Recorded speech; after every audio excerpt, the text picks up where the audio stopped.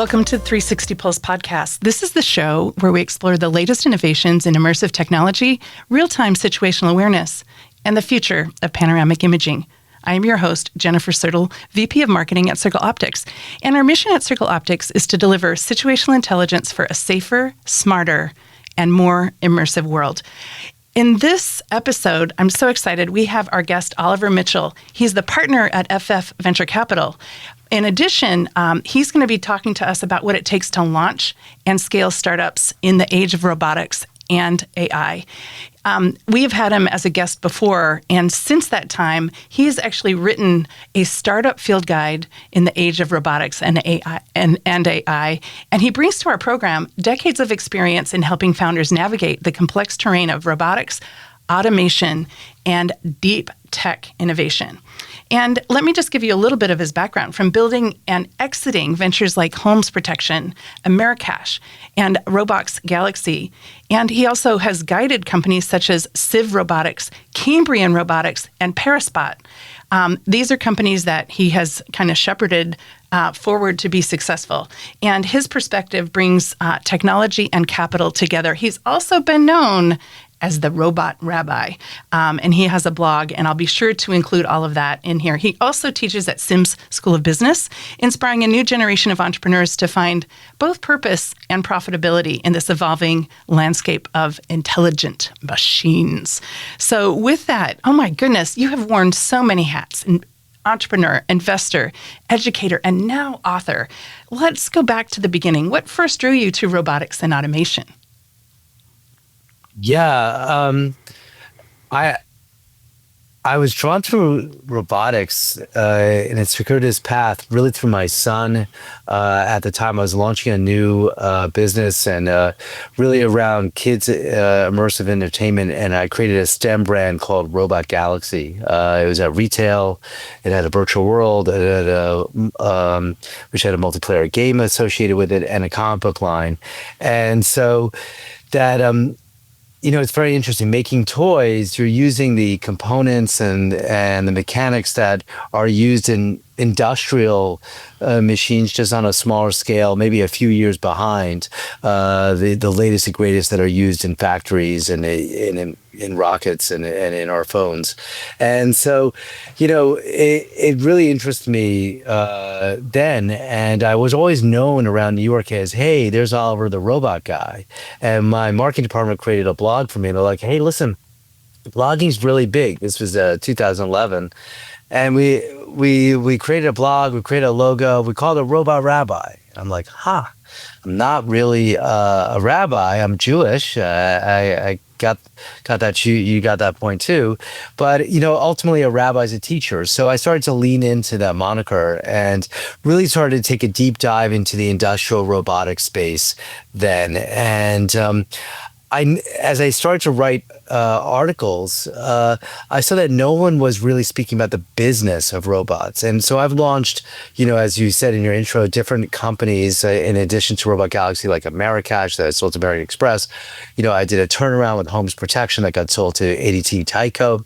And I knew, the first principles of launching a successful business, and I started to apply those to automation companies. And I was really the only one questioning in that time period, hey, what's the value proposition here? How is it going to get high, usability, reliability, and payback for customers? And so I struck a nerve, and my articles would start to get syndicated by different publications. And at the same time, I was transitioning away from my startup. I went back to angel investing, and I built up a portfolio called Autonomy Ventures. And I had a bunch of exits, over a short period of time. I made a bunch of investments, and some of them are publicly traded today, like Novacure and Exobionics, and some got bought out by private equity for a good chunk of change. Triple Lift, which the AI company, got bought by Vista for $1.4 billion. And so I was asked to speak a lot about how to invest in this space, whether that's at CES and South by. And so I started to lean into that more.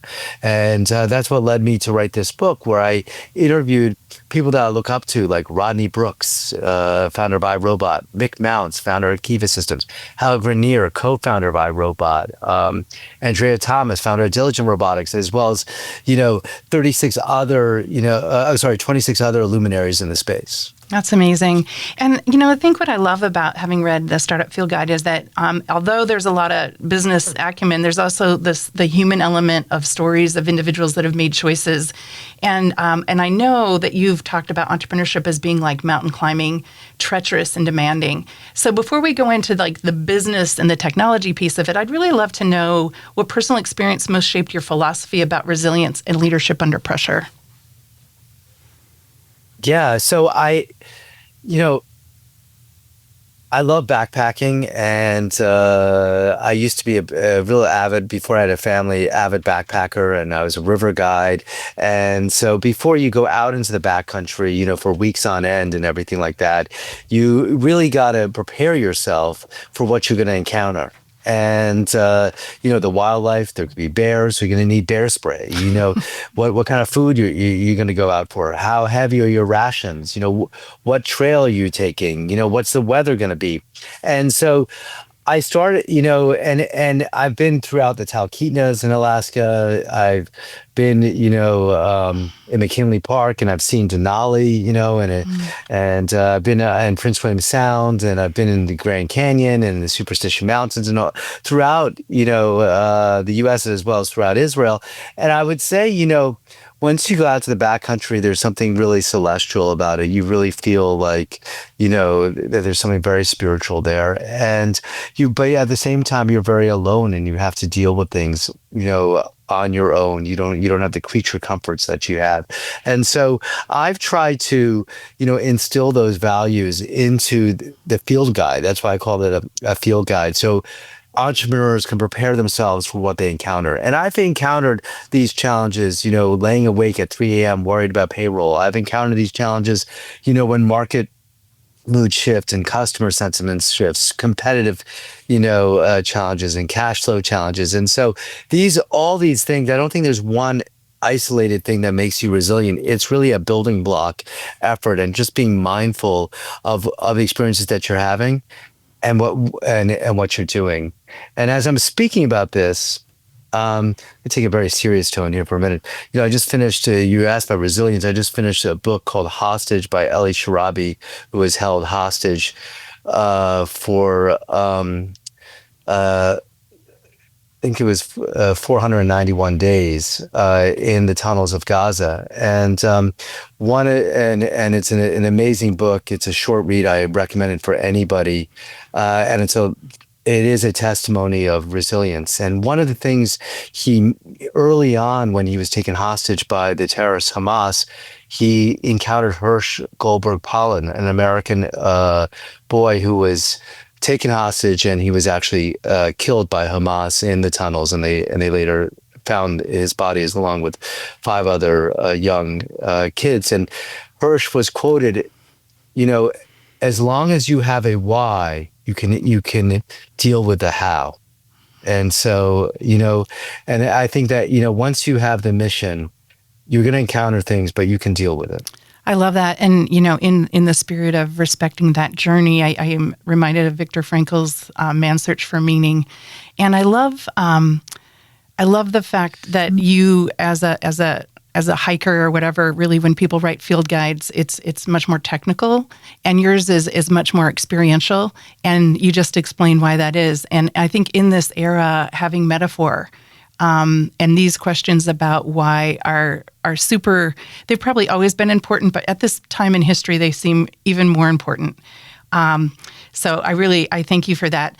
I remember in your book, you said the smell of hardware sensors. And by the way, Circle Optics Hydra camera has 11 sensors and 11 cameras. So there's quite a smell of hardware. But you say the smell of hardware sensors and robotic gearing sends shivers through most investors. So why do you think hardware startups still face skepticism compared to software? And what can founders, particularly I'm thinking of my team here, do to overcome that bias? Yeah, I think that in the general world of investing, there's say this much, VCs, and this is only audio, so I'm holding my hands about 2 feet apart. And then when you get to the investors that will and focus on hardware, it's maybe like 4 to 6 inches apart. It's much smaller universe. So that's number one. And so I think that the way that people build funds, both for professional financial funds as well as corporate VCs, have their own strategic interests. So I'll put those aside for right now, is that they have a thesis and they've convinced their investors of that thesis. And many funds, especially on the earlier stage, will be generalist funds. And so they're unprepared to analyze hardware. It's immediately scary. It comes with a connotation that this is, you know, uh, very capital intensive, and you're going to spend a lot of money on the components, and it requires, very specialized talent, which it does. You need an electrical engineer, a mechanical engineer, a software engineer, you know, uh, and uh, and that's just at the beginning. And so I think, if you're unfamiliar with that territory, you're very skittish. I think that the best way, for startups to attract meaningful investors is to do diligence on the investors, to see if they have a propensity first to invest in that space, because there's time and there's money, and you can't get back time, and you don't want to waste time with people that are not going to invest in your business because their thesis is not in that space. And you're not going to convince, even if you have a great meeting, if they've said to their investors, this is our thesis, and hardware is outside of that thesis, you're just going to waste your time, and you're not going to convince them otherwise. And now, if they are investors in hardware, you can definitely convince them, and you still have a lot to prove. Number one is that that you can be capital efficient and that you can achieve good margins, because and I think that is possible. I mean, I would say that Cambrian Robotics, as well as CivRobotics, they have very good margins, between 70 and 90% margins. And so you can achieve that by really separating the R&D, and really having something that customers really want to buy, and putting it in a business model that makes sense for those customers, not that makes sense for investors. Because sometimes when you try to make it follow what investors say, and the industry doesn't follow that way, you spend a lot of time trying to sell something that people won't buy. And I would say that number one is margin, and number two is once you figure that out, is really customer growth. You really need to have revenues, and they need to be scalable, and that's different than having pilots or trials. And so I think that one of the pitfalls that many early stage hardware companies fall into is that they get a lot of great logos on their slide deck, who are trying out their products and services, but they're unable to convert those to reoccurring revenue streams, to purchase orders. And so, revenues have to be meaningful, and have to, in the sense that we have to see that this is something that is a repeatable business, and not just a one-off. And it can't just be a professional services driven business. Sometimes, iRobot, that I speak about in my book, they started out their journey as a professional services business. And they did work for Hasbro. They did work for the military. They eventually launched the PackBot, which was a product driven business. And through Joe Jones, they launched Roomba, and they became a product centric company. And so, and it scaled, and they were able to go public, not as a professional services business, and now raise a ton of money, but as a product driven business. And so, being a product driven company is really important, and really important to have scalable revenue. Someone else who I spoke about in the book is Kiva Systems, Mixed Mounts, who learned the lessons of what not to do from the dot-com era when he was at Webvan, and then realized the solution of Kiva. And he really went in there selling to them, not selling them a trial, but saying, hey, what are your KPIs when you use my machine?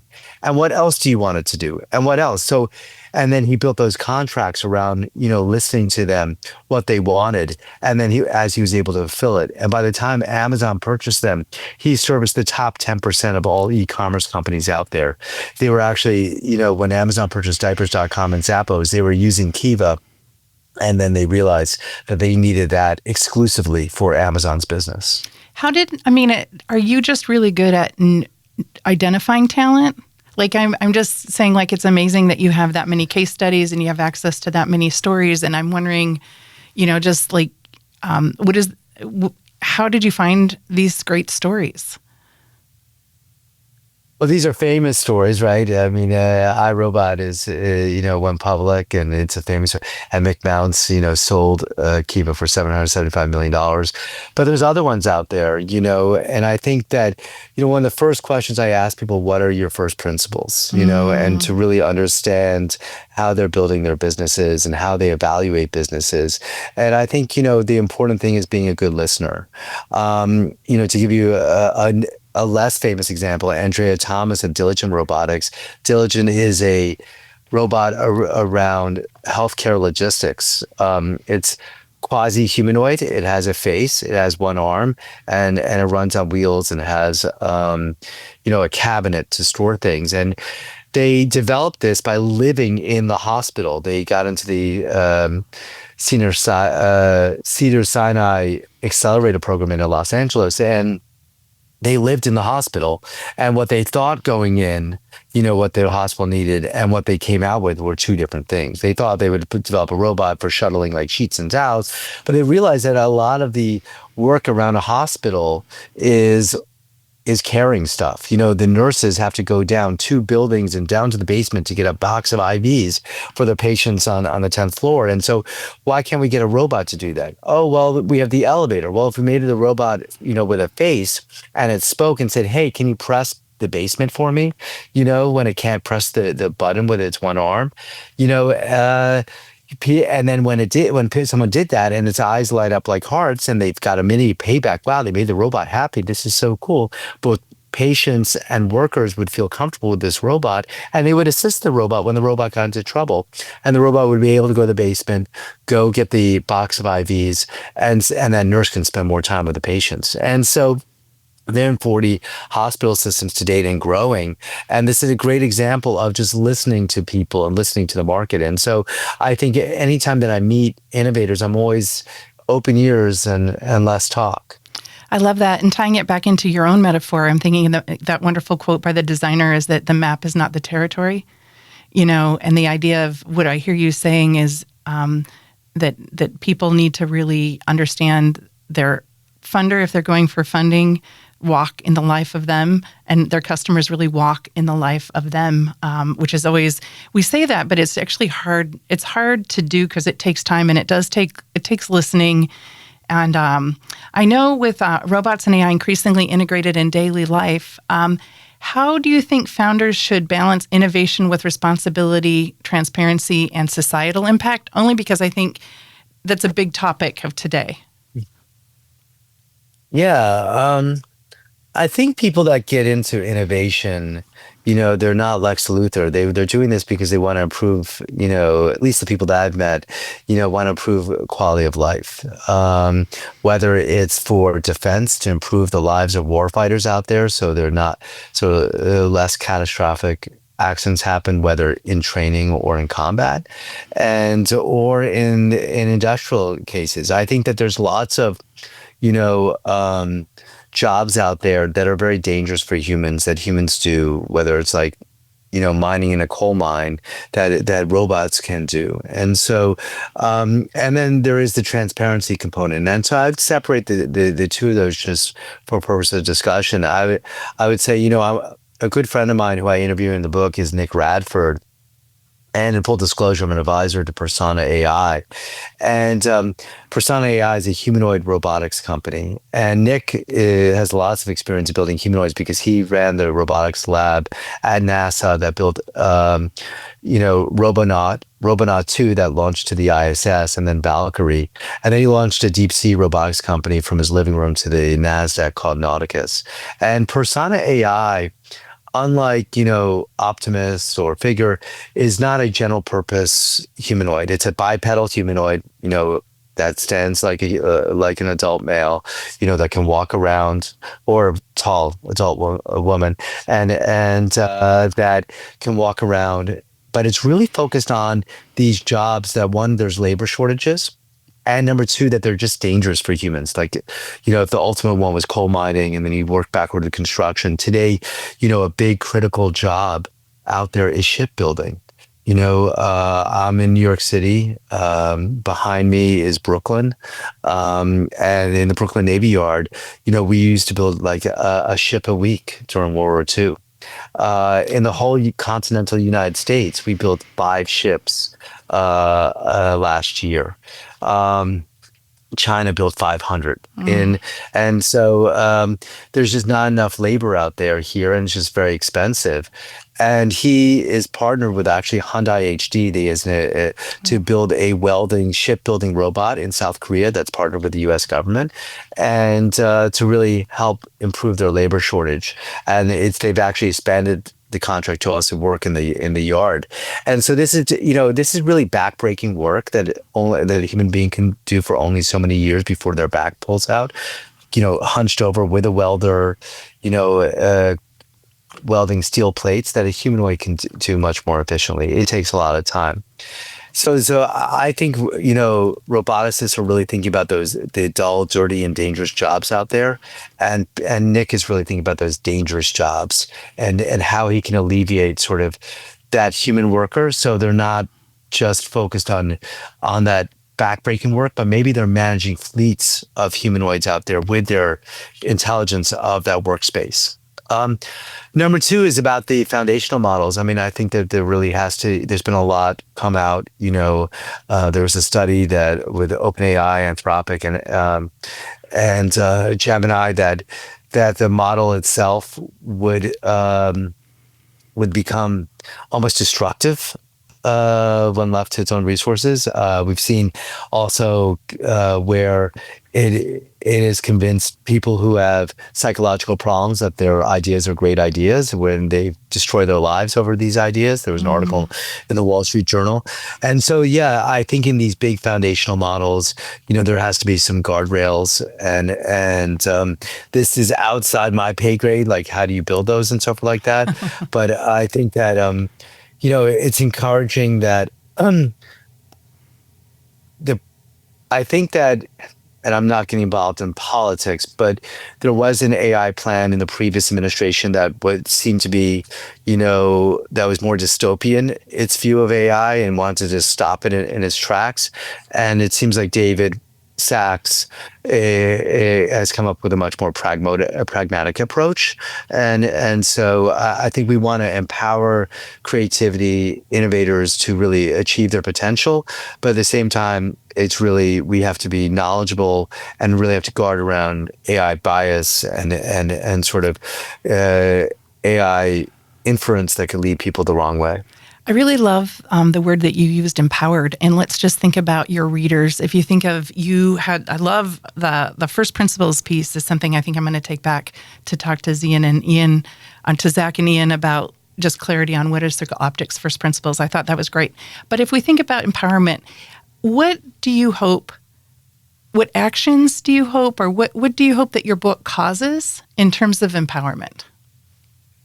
Yeah, the great question. So my book is not just interviews, but there is a real method to my madness. It's about taking your idea from napkin drawing all the way to going public or selling your business. And along the way, there are people that I interview in the chapters. And I also combine that, you mentioned my blog, with the more audacious articles like Professor Francisco Diaz at Rutgers, who has a drone that can be deep sea, and then it could fly out of the water and into operations era in the air. And so I would say that, or another article was someone who, actually converts urine to fuel, to microbial fuel cells, which is pretty cool. And so I think that, I want people when they have that inkling of an idea, that kernel of an idea, to take a pause. And I want them to not just think and put together a PowerPoint slide about their ideas, but really think about it methodically and really do deep customer discovery. I teach entrepreneurship. I lean heavily on Steve Blank. I use one of Steve Blank's graphics in my books. Steve Blank is the writer of the Startup Owner's Manual. And so he, and he speaks with Eric Ries about the lean startup principles and really having that deep customer discovery. And it shouldn't be to your mom and your brother. It should be really to the ultimate decision makers of who you're going to sell to. And it should be like about 500 of them, and ask them the most important question: how much are you going to pay for this? And be prepared to pivot. A company that well, that was in the Genius New York Accelerator that I'm a board member of, is CivRobotics. Now, it was not always called CivRobotics. It was called CivDrone when I was in Genius. And they went out, and I interviewed Tom in the book. They went out to people and they're like, listen, we're building a drone. And I was like, I love drones. That's amazing. And we're going to do autonomous staking, autonomous surveying, and we're going to put a stake in the ground. And they built this massive drone, and it had like a wingspan of is a rotor copter with a gantry tool that put in the stake in the ground, and it was like 8 feet, diameter, and it was amazing. And so they went out to people like, we got the drone, it's working. We flew it up in Syracuse, it's great. And everyone's like, and it's like, how many do you want? They're like, what do you mean? And they're like, well, you said you love the drone. They said, yeah, we love the drone. I never said I was going to buy a drone. What we really need is a terrestrial robot that can go out for like 9-10 hours a day doing marking, in our big, construction jobs, roadways, data centers, solar farms. And so they pivoted. And they listened to the customer, and they pivoted to this terrestrial robot called CivDot that goes around and marks either with a laser or with paint, where those stakes are going to go. And now they're doing CivMove, which is a distributor of all the piles, and about 70% of the business is in solar farms, and the business is growing. And so really listening and putting your ear to the customer and really, asking those tough questions that give you some self-doubt, but at the same time, empower you for the right decision-making tools to really know what people want to buy and how much they're going to pay for it. You've been listening to Oliver Mitchell, author of A Startup Field Guide in the Age of Robotics and AI. We'd like to express our gratitude to our partners and supporters who help make this 360 Pulse possible, including the Institute of Optics, Genius New York, Luminate Accelerator, AFWorks, Cider Technologies, Autonomy Global, and of course, AUVSI. A special shout out to Scott Fitzgerald at Rockfox Studios, our producer, for ensuring this conversation reaches you with the highest quality. And at Circle Optics, our mission is to deliver situational intelligence for a safer, smarter, more immersive world. And this podcast is one of the ways that we try to bring this mission to life by highlighting the voices, technologies, and ideas shaping the future of perception and autonomy. You can always reach me at jennifer@circleoptics.com and connect with us on LinkedIn and Twitter. We'd love to hear your thoughts and suggestions for future guests. Thank you for joining us. Thank you.